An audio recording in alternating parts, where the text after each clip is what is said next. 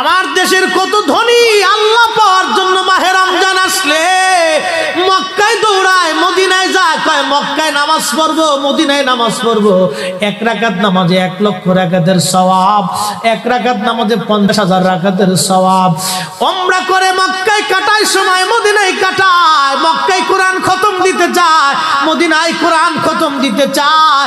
সওয়াব মাহে রমজানে অগণিত সওয়াবের আশায় ব্যক্তিগুলি আল্লাহর ঘরে হাজিরা দেয়, কিন্তু বাড়ির পাশে গ্রামের কত গরিব মানুষ টাকার অভাবে বাবা ভালো ইফতার করতে পারে না, টাকার অভাবে কত মা ভালো সেহরি করে রোজা রাখতে পারে না।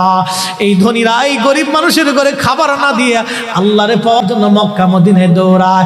আল্লাহ ডাক দেখো, বান্দা একবার মরে দেখ, কায়দা মতো জুতা দিয়ে পিটামো, আমার বান্দারা না খেয়ে ইফতার করবে, আর তুই আল্লাহ পাওয়ার জন্য মক্কায় আইছো, এমন আল্লাহ আমি ধরা দেব না।